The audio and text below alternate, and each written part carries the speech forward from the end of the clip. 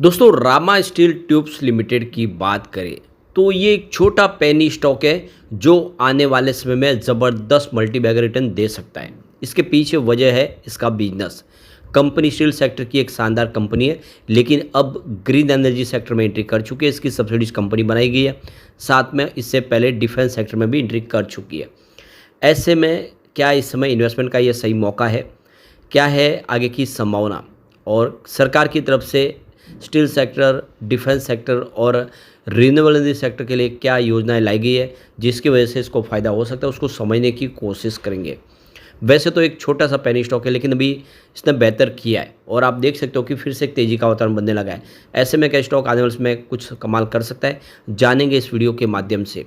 लेकिन फ्रेंड्स, उससे पहले अगर आप पहली बार हमारे चैनल पे आए तो चैनल को सब्सक्राइब कर दीजिए, एक बेल आइकॉन दबा दीजिए ताकि जब भी नया वीडियो बने पहला नोटिफिकेशन आपको मिले। वीडियो पसंद आए तो लाइक से ज़रूर कीजिए।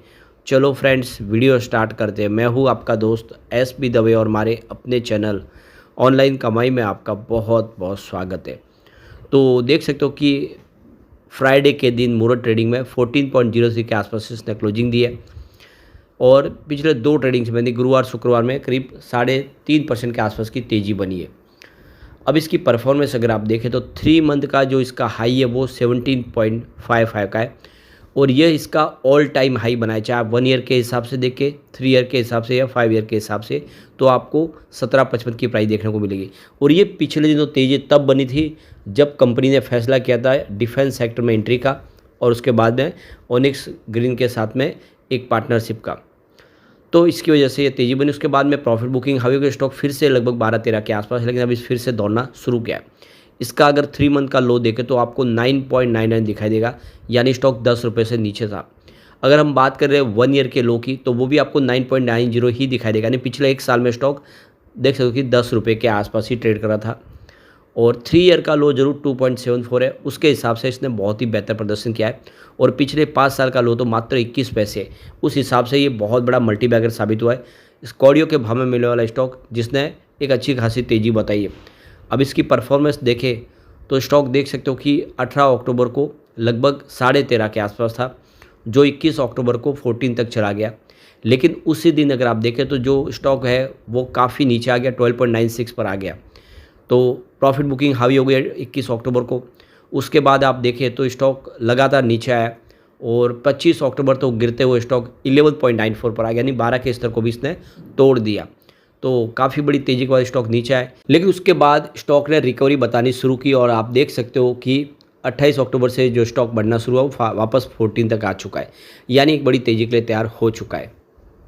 अब जैसे कि आपको ये पता ही होगा कि कंपनी डिफेंस सेक्टर में एंट्री कर चुकी है और रामा डिफेंस के नाम से नई कंपनी बनाई है। सरकार ने डिफेंस सेक्टर के लिए बहुत सारी नई योजनाएं बना दी है। सरकार ने जो अपना गोल सेट किया है कि जो एनुअल डिफेंस प्रोडक्शन की जो लिमिट है उसको 3 लाख करोड़ तक पहुंचाना 2029 तक, यानी बहुत भारी भरकम यहाँ पे निवेश की संभावना बन रही है। इस समय अगर आप फाइनेंशियल 2023-24 में जो डिफेंस सेक्टर का एनुअल प्रोडक्शन है 1,26,887 करोड़ के आसपास, जिसको 3 लाख करोड़ तक पहुंचाना है। वैसे पिछले साल के मुकाबले इसमें भी 16.8% की वृद्धि है, यानी लगातार हमारा डिफेंस प्रोडक्शन बढ़ रहा है और आने वाले समय इसको और तेज़ी से बढ़ाया जाएगा। इसके अलावा सरकार का ये फैसला है कि 2029 तक आने वाले जो समय है उसमें 50,000 करोड़ तक का एक्सपोर्ट किया जाएगा डिफेंस के अलग अलग इक्विपमेंट, डिफेंस के प्रोडक्ट। तो देख सकते हो कि ये जो इस समय करंट लेवल से 3 फोल्ड इसको बढ़ाना है डिफेंस के एक्सपोर्ट को। करीब दुनिया के 90 देशों में इस समय एक्सपोर्ट किया जा रहा है। जो एक समय इंडिया इंपोर्टर था जितने डिफेंस प्रोडक्ट के लिए, अब वो एक्सपोर्टर बन चुका है। इसके अलावा इंडिया का जो बड़ा एक सपना है कि करीब 8.3 लाख करोड़ का निवेश करने जाते हैं डोमेस्टिक प्रोक्योरमेंट के लिए, और जिसके माध्यम से जो लोकल बिजनेस है उसको मजबूती प्रदान जाए, लोकल कंपनियों को राहत दी जाए। इसके अलावा डिफेंस सेक्टर में सरकार प्राइवेट पार्टनरशिप के ऊपर फोकस करी है ज़्यादा से ज़्यादा निवेश लाने के लिए। और आप देख सकते हो कि डिफेंस सेक्टर में 49% से लेकर 74% तक का यहाँ पे ऑटोमेटिक रूट के माध्यम से निवेश लाया जा रहा है। FDI के माध्यम से भी इसमें निवेश लाया जा रहा है। तो FDI को छूट दी गई है और जो हमारे प्राइवेट प्लेयर है इंडिया के वो भी इसमें निवेश करें सेक्टर में, जिससे आने वाले समय ये सेक्टर बेहतर कर सकता है। तो अब कंपनी ने डिफेंस सेक्टर में एंट्री कर लिया तो इसको आने वाले समय बहुत सारा फ़ायदा हो सकता है। साथ में कंपनी ने अब ग्रीन एनर्जी सेक्टर में एंट्री कर ली है। अभी पिछले 2 दिन पहले ही इन्होंने ग्रीन एनर्जी सेक्टर की नई कंपनी बना दी है। तो सरकार ने रिन्यूएबल सेक्टर के लिए जो गोल सेट किया है, करीब 2030 तक 500 गीगावाट की कैपेसिटी को पाना है और 2032 तक 600 गीगावाट तक रिन्यूएबल कैपेसिटी को पा लेना है। और ऐसे में हर साल देख सकते हो करीब 50 गीगावाट के रिन्यूएबल के प्रोजेक्ट आते हुए दिखाई देंगे आने वाले 5 सालों में, और इसमें एक बड़ा फ़ायदा कंपनी को हो सकता है। सरकार ने यहाँ पे अपना गोल सेट किया कि करीब 45% पोल्यूशन को कम करना है आने वाले कुछ डिकेड में, और 2070 तक नेट जीरो एमिशन पे जाना है। यानी पूरी तरह से जो भी है इस्तेमाल बिजली का वो ग्रीन एनर्जी के माध्यम से ही होगा। जो ऊर्जा के स्रोत है वो सारे क्लीन एनर्जी के होंगे। इसके अलावा 2030 तक के लिए सरकार ने ग्रीन हाइड्रोजन मिशन लॉन्च किया, जिसके तहत 5 मिलियन टन पर एनुअल के हिसाब से ग्रीन हाइड्रोजन का निर्माण किया जाएगा और इसको एक्सपोर्ट किया जाएगा। इसके अलावा सोलर पार्क बनाए जा रहे, तो करीब 37.49 गीगावाट की कैपेसिटी पाएगी सोलर पार्क के माध्यम से, और कंपनी इस सेक्टर में अब सक्रिय हो चुकी है, तो इसका फ़ायदा हो गई। विंड एनर्जी के लिए भी 30 गीगावाट की कैपेसिटी पाने का लक्ष्य रखा गया ऑफशोर के माध्यम से 2030 तक। तो इस सेक्टर के लिए बहुत सारी पॉजिटिव संभावना दिख रही है और ऐसे में स्टॉक आने वाले समय बहुत बेहतर कर सकता है। यानी एक अच्छा मौका है इसमें निवेश का। जैसे कि कंपनी ग्रीन एनर्जी सेक्टर में और डिफेंस सेक्टर में एंट्री की है, तो ये छोटा पेनी स्टॉक आने वाले समय धमाका कर सकता है।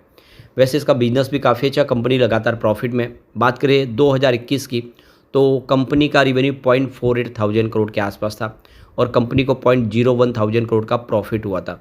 2022 की बात करें तो कंपनी का प्रॉफिट बढ़ के 0.78 थाउजेंड करोड़ तक पहुंच गया और प्रॉफिट बढ़ते हुए 0.03 थाउजेंड करोड़ तक पहुंच गया।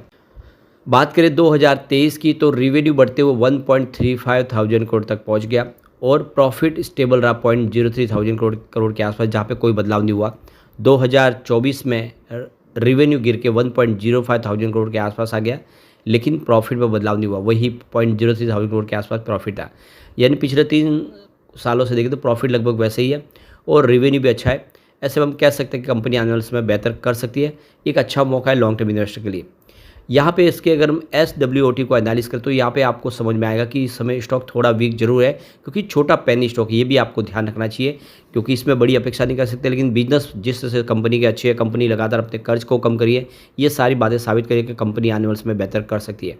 तो यहाँ पे टोटल स्ट्रेंथ देखें तो आपको 7 दिखाई देंगे, यानी +0.7 है, लेकिन सामने वीकनेस भी 11 है, जो पलड़ा भारी वीकनेस का है। इसके अलावा स्टॉक के अंदर एक आपको अपॉर्चुनिटी दिखाई देगी और यहाँ पे आपको 3 थ्रेड्स दिखाई देंगे।